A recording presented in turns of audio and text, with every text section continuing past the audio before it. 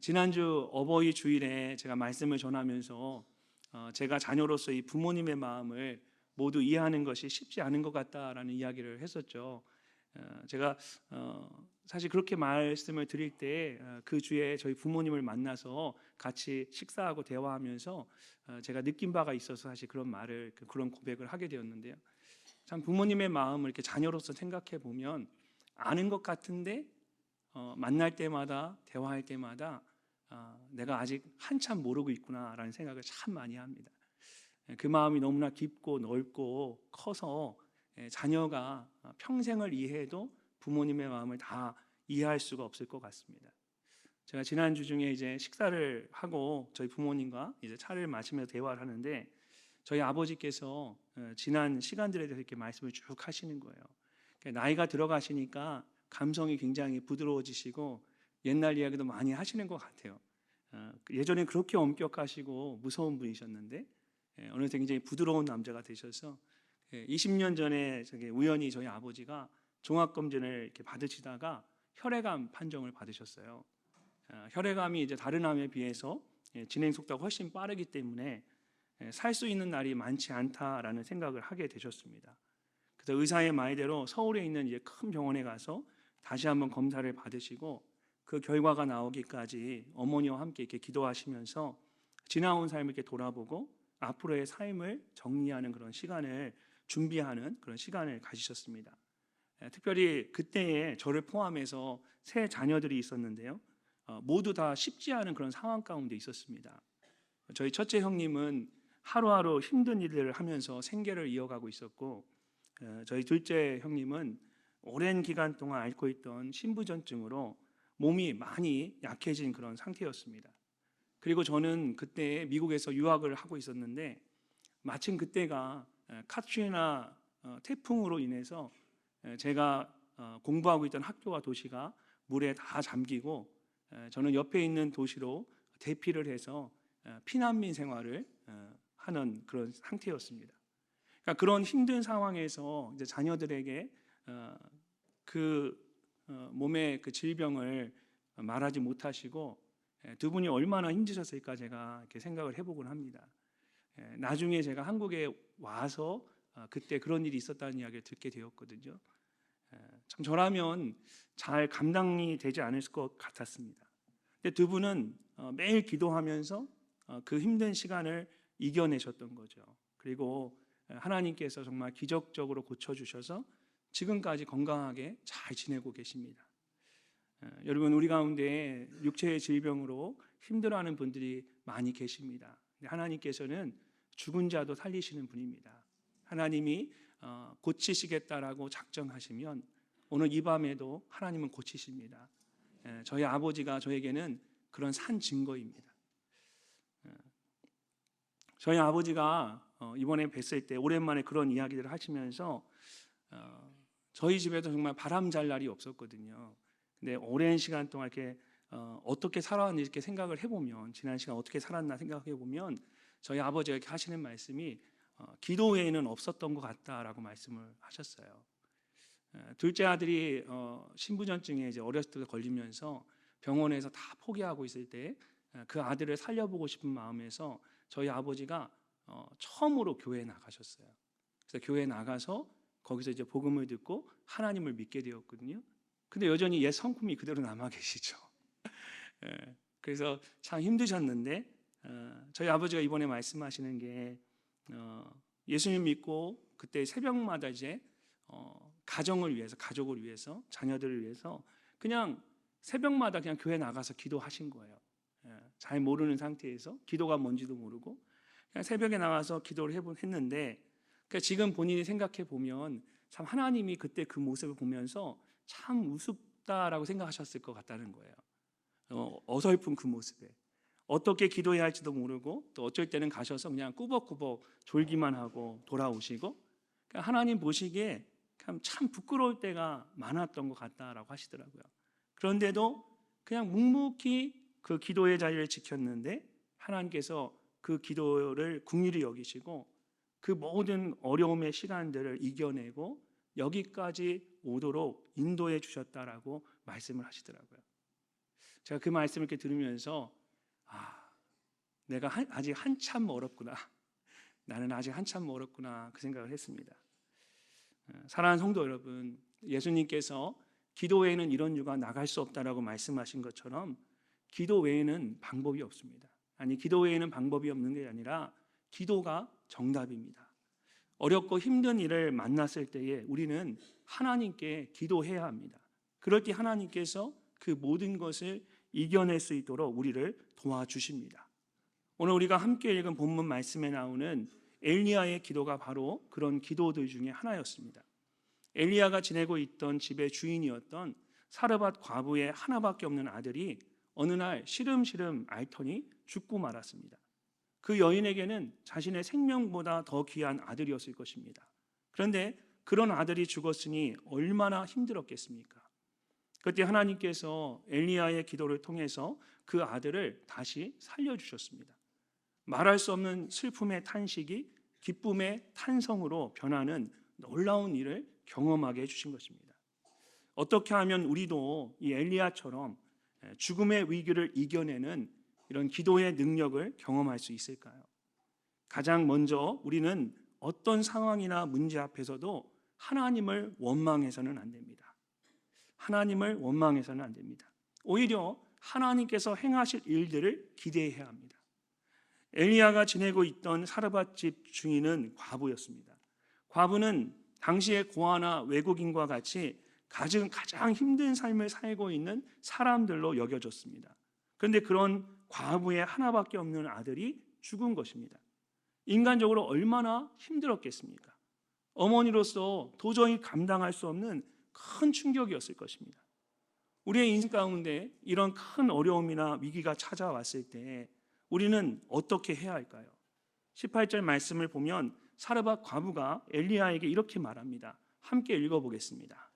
여인이 엘리야에게 이르되 하나님의 사람이여 당신이 나와 더불어 무슨 상관이 있기로 내 죄를 생각나게 하고 또 내 아들을 죽게 하려고 내게 오셨나이까. 아멘.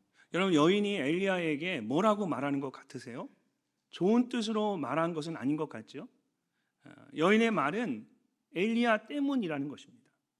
자신과 아무런 상관없는 사람인데 어느 날 자신의 집에 와서 함께 지내면서 당신 때문에 이 일이 시작되었다라는 겁니다. 엘리야가 경건한 하나님의 사람이기 때문에 그가 자신의 집에 살면서 자신에게 있는 모든 죄가 다 드러나게 되었습니다. 그래서 하나님께서 그 죄를 보시고 자신의 아들을 죽게 하셨다고 생각하고 있는 겁니다. 이렇게 스스로를 자책하면서 엘리야를 원망했습니다. 이처럼 우리는 큰 어려움이 닥쳐오거나 힘든 시간이 찾아오면 스스로를 자책하거나 누군가를 원망하게 됩니다. 그러나 그것은 하나님이 주시는 마음이 절대로 아닙니다. 오히려 우리의 마음을 흔들고 원망하게 하는 것은 나의 인간적인 연약한 마음이거나 사단이 주는 악한 마음입니다. 하나님이 주시는 마음은 절대로 아닙니다.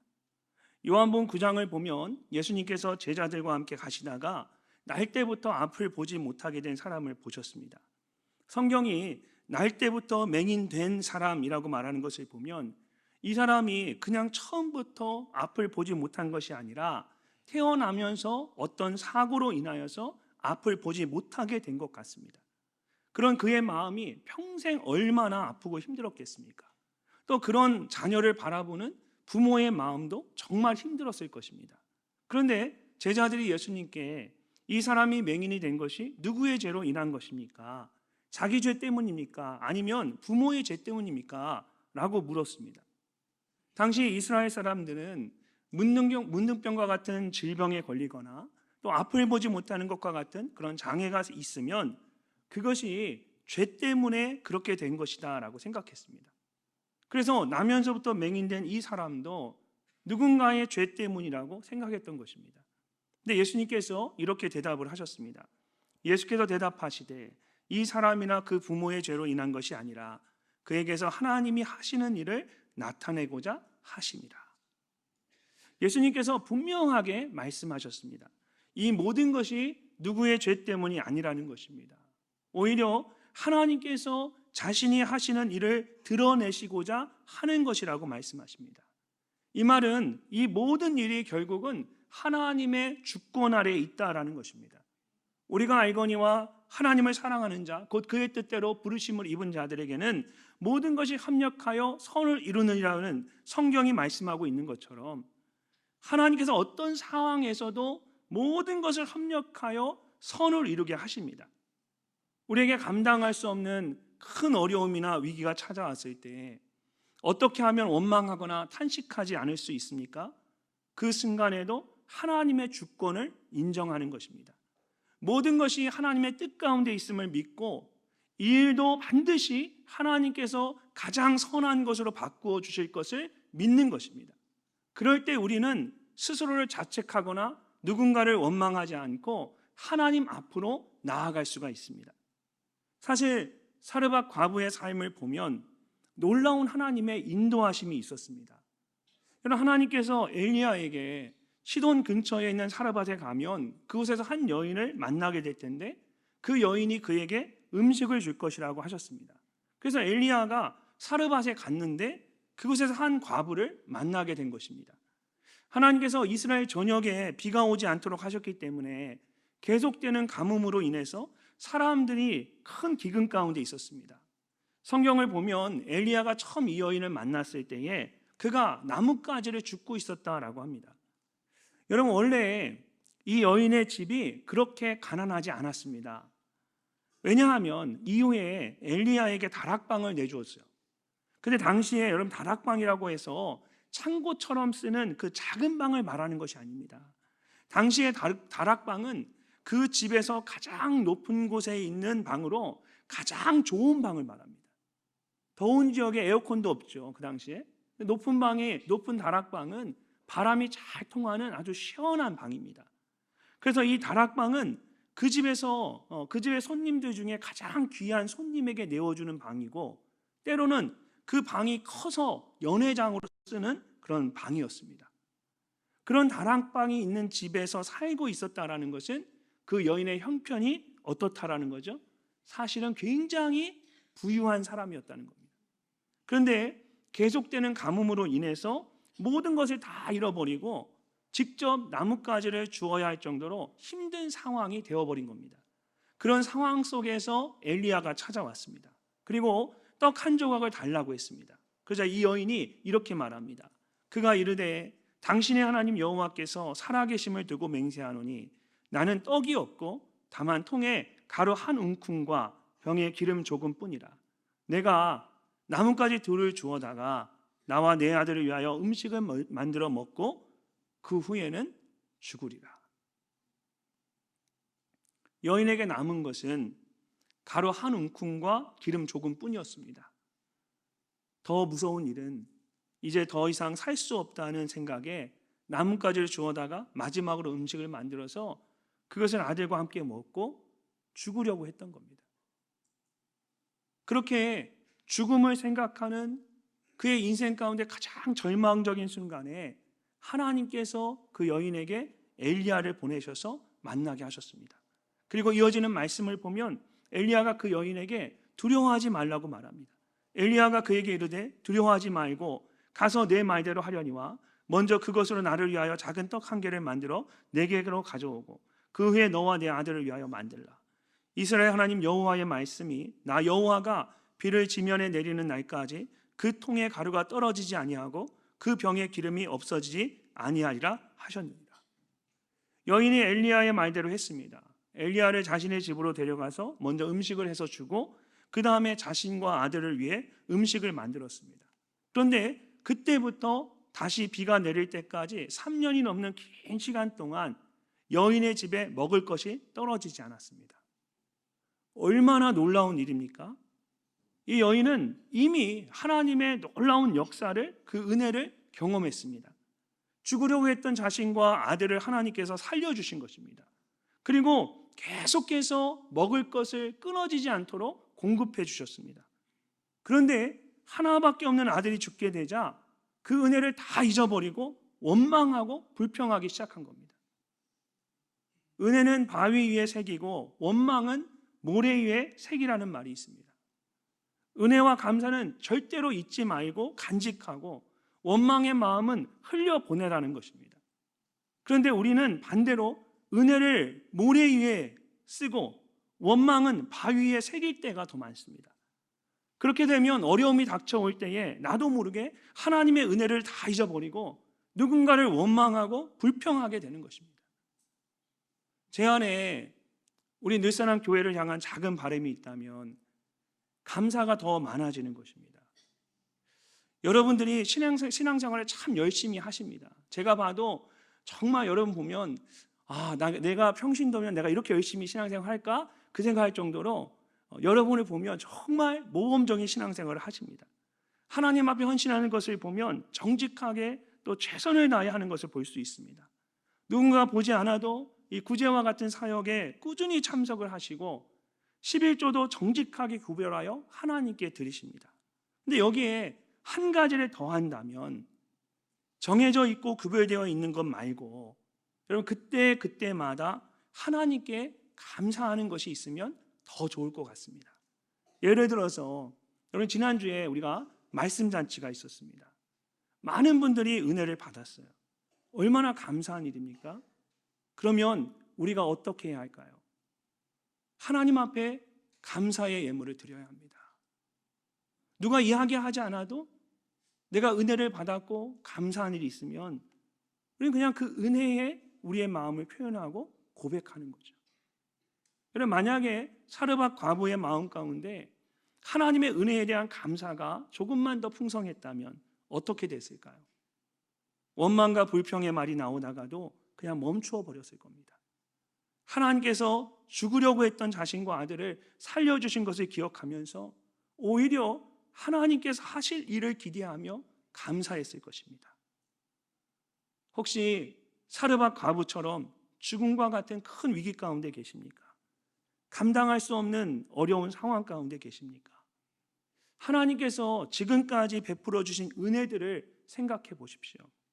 하나님은 앞으로도 동일한 은혜로 여러분의 삶을 인도하실 것입니다. 슬픔의 탄식을 믿음의 탄성으로 바꾸어 주실 하나님을 기대하면서 끝까지 하나님을 신뢰하시는 여러분이 되시기를 주님의 이름으로 축복합니다. 두 번째로 큰 어려움이 닥쳤을 때 우리는 하나님께 부르짖으며 기도해야 합니다. 평범한 때에는 평범한 기도를 할지라도 특별한 때는 특별한 기도를 해야 합니다. 오늘 말씀을 보면 엘리야는 사르밧 과부의 죽은 아들을 안고 자신의 방에 들어가서 하나님께 부르짖으며 기도했습니다. 자, 20절과 21절 말씀을 함께 읽어보겠습니다. 여호와께 부르짖어 이르되 내 하나님 여호와여 주께서 또 내가 우거하는 집 과부에게 재앙을 내리사 그 아들이 죽게 하셨나이까 하고 그 아이 위에 몸을 3번 펴서 엎드리고 여호와께 부르짖어 이르되 내 하나님 여호와여 원하건대 이 아이의 혼으로 그의 몸에 돌아오게 하옵소서 하니. 아멘. 여호와께 부르짖어 이르되 2번이나 반복해서 나오죠. 이 말은 엘리야가 기도할 때에 그냥 기도하지 않았다는 얘기죠. 기도할 때에 계속해서 부르짖으며 기도한 겁니다. 이 부르짖어라는 말은 히브리어로 부르다라는 뜻을 가진 카라라는 단어에서 만들어진 새로운 단어입니다. 여기에는 부르다라는 뜻도 있지만 도움을 호소하면서 급히 부르는 절박함과 간절함, 안타까움이 함께 들어있는 특별한 표현입니다. 엘리야는 원망과 불평 가운데 있는 여인 앞에서 기도할 수가 없었습니다. 그래서 조용히 아이를 안고 자신의 방으로 올라간 것입니다. 그곳에서 하나님을 향해 간절하게 부르짖으며 기도했습니다. 하나님께 정말 이 집에 재앙을 내리셔서 이 아들이 죽게 하셨는지 물어보고 아이의 생명이 다시 돌아오게 해달라고 간구했습니다. 엘리야가 왜 이렇게 간절하게 부르짖으며 기도했을까요? 이제까지 죽은 사람이 다시 살아난 적이 한 번도 없었습니다. 엘리야의 입장에서는 한 번도 듣지 못했고 보지 못했던 일을 말하고 있는 것입니다. 그러니 그 마음이 얼마나 절박하고 간절했겠습니까? 여러분, 우리가 기도할 때에 내가 한 번도 경험하지 못한 은혜를 구하고 도움을 구해야 할 때가 있습니다. 그럴 때 우리가 그냥 잠잠히 기도하면 안 된다는 얘기예요. 참 그런 기도를 할 수 있는 것도 엄청난 용기가 필요하지만 정말 한 번도 경험해보지 못하고 한 번도 지나가지 못했던 길을 지나가려면 우리 안에 그런 부르짖는 간절함이 있어야 되는 거죠. 이 엘리야의 마음이 얼마나 두렵고 떨렸겠습니까? 그래서 두렵고 떨리니까 더 부르짖고 기도한 거죠. 그 다음 말씀을 보면 하나님께서 그런 엘리야의 기도를 들으시고 아이를 살려주셨습니다.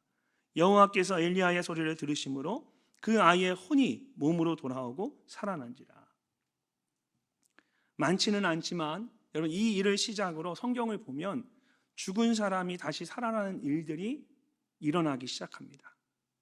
열왕기하 4장을 보면 엘리사가 엘리야처럼 이미 죽은 이 수넴 여인의 아들을 다시 살리는 모습이 나옵니다.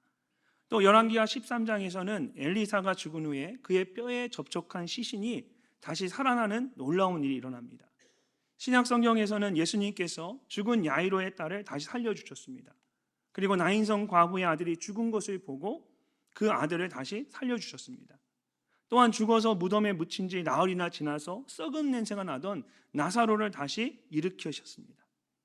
하나님께서 엘리야의 기도를 드시고 사르밧 과부의 아들을 다시 살아나게 하신 후부터 이런 놀라운 일들이 많지는 않지만 계속해서 일어나도록 하셨습니다. 이처럼 과거에 일어난 일들이 또 반복해서 일어난다라는 보장은 사실 없습니다. 그러나 반대로 과거에 한 번도 일어나지 않았다고 해서 일어날 수 없는 것도 아니죠. 중요한 것은 하나님의 뜻에 달려 있습니다. 엘리야가 아이를 다시 살린 것 같지만 방금 읽은 22절 말씀을 잘 보시면 여호와께서 엘리야의 소리를 들으심으로 라고 했습니다.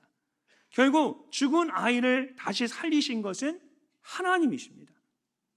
이처럼 모든 것이 하나님의 손에 달려있기 때문에 우리가 해야 할 일은 하나님의 능력을 믿고 하나님께 간구하는 것뿐입니다.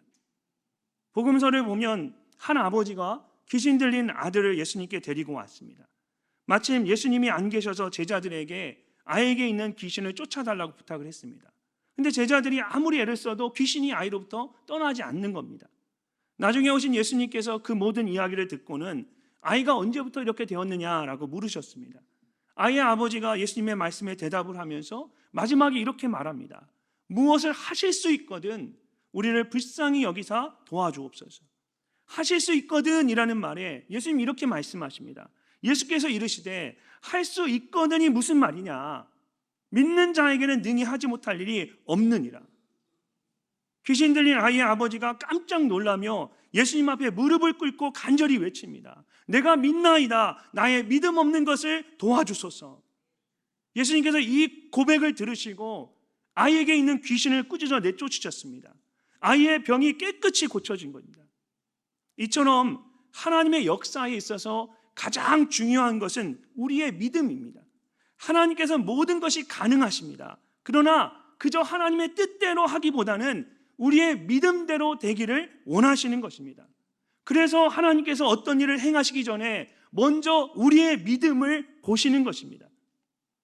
2년 전에 저희 공동체에게 주셨던 나의 믿음대로 내게 이루소서라는 약속의 말씀을 여러분 기억하실 것입니다. 예수님께서 길을 가시다가 2명의 맹인을 만나셨습니다. 그들이 다윗의 자손이여 우리를 불쌍히 여기소서라고 외치며 예수님께 나왔습니다. 그때 예수님께서 그들에게 물으셨습니다. 내가 능히 이 일할 줄을 믿느냐? 예수님의 질문에 그들은 주여 그렇습니다 라고 대답을 합니다. 그러자 예수님께서 그들의 눈을 만지시면서 너의 믿음대로 되라 말씀하셨습니다. 그리고 그들의 눈이 밝아져서 모든 것을 볼 수 있게 되었습니다. 사랑하는 성도 여러분, 하나님은 나의 믿음대로 내게 이루시는 분이십니다. 그러므로 우리는 누군가를 원망하거나 불평하는 것이 아니라 믿음으로 하나님께 부르짖어야 합니다. 나의 믿음대로 내게 이루시는 하나님께서 우리의 기도를 들으시고 응답해 주실 것입니다.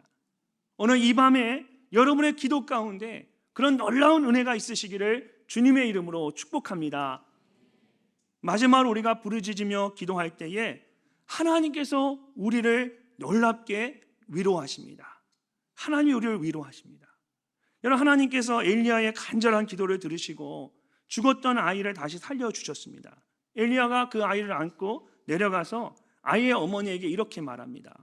보라, 내 아들이 살아났느니라. 사실 이것은 한 아이가 살아나는 것 그 이상의 의미를 가지고 있습니다.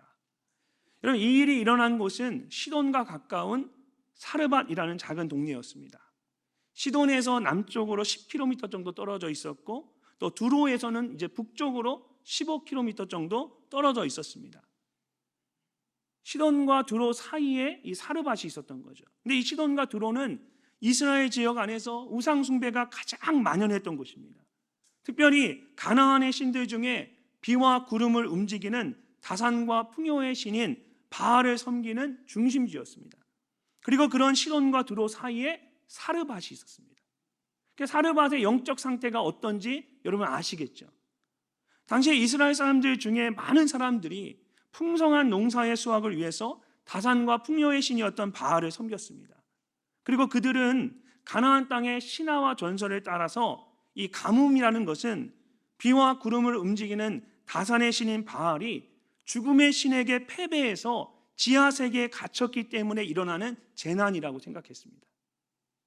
그런데 그렇게 생각하는 그들 가운데 한복판에서 여호와 하나님은 가뭄 기간 내내 사르밧 과부에게 음식을 주셨을 뿐만 아니라 병들어 죽은 그 아들의 생명도 다시 돌아오게 하셨습니다.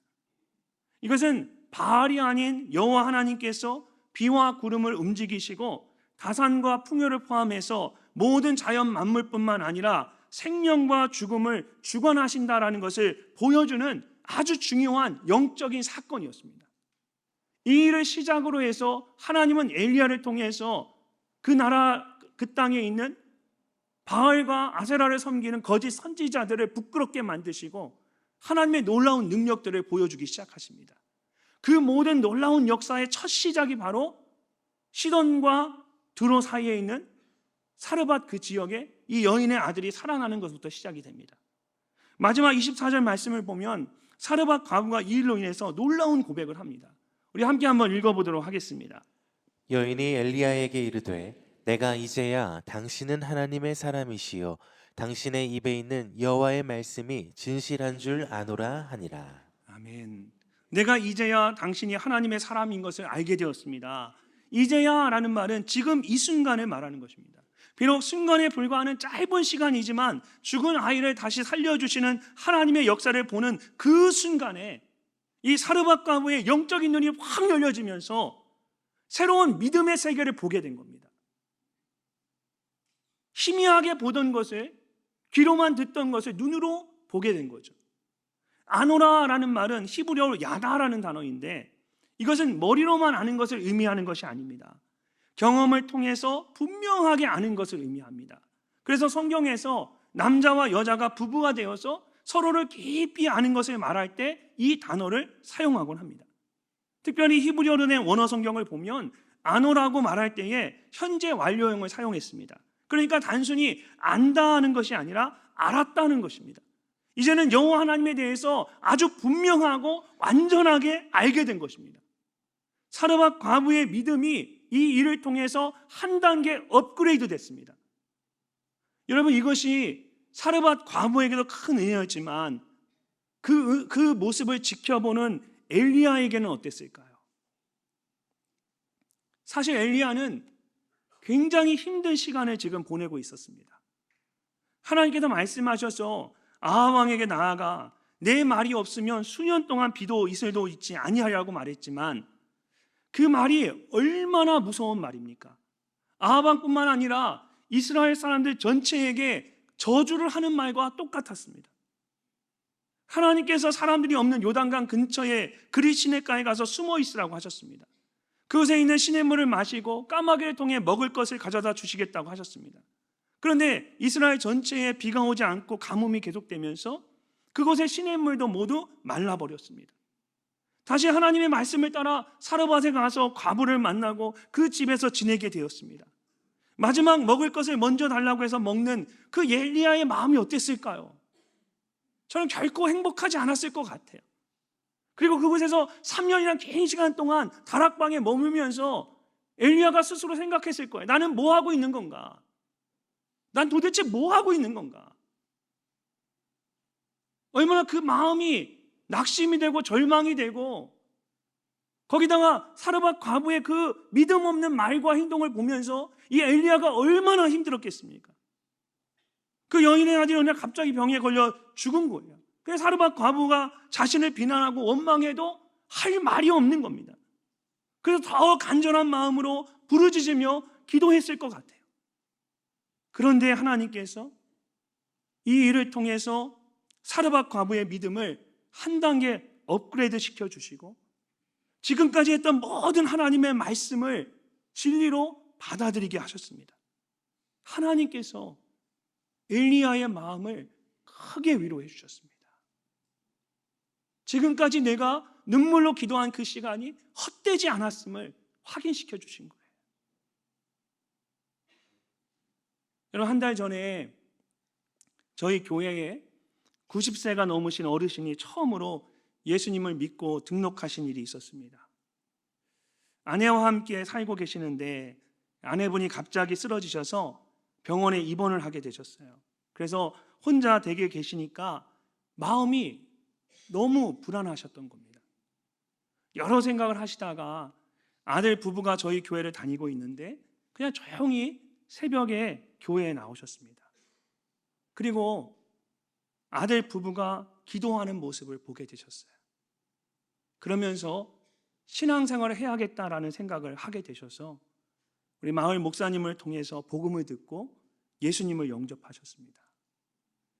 연세가 많으셔서 바로 그곳에서 약식으로 침례를 드리고 교회 신앙생활에 대해 안내를 해드렸습니다. 근데 그분이 주일 아침에 교회에 오셔서 새가족으로 등록을 하신 거예요. 구원 간증문도 써오셔서 직접 쓰셔서 그것을 또박또박 읽어주셨다고 합니다. 아들 되시는 집사님 네 분의 마음이 얼마나 위로가 되고 기뻤을까요? 그 오랜 시간 동안 아버지의 구원을 위해서 기도했는데 하나님이 그 기도에 응답해 주시고 그 마음을 위로하시고 격려해 주셨습니다. 사랑하는 성도 여러분, 우리가 간절히 기도하면 하나님께서 반드시 우리의 기도에 응답해 주시고 우리의 마음을 위로해 주십니다. 그런 하나님의 은혜가 오늘 우리의 기도 가운데 충만하게 임할 줄로 믿습니다. 하늘의 문이 활짝 열리고 하나님의 임재를 깊이 경험하는 그런 기도의 시간이 되시기를 주님의 이름으로 축복합니다.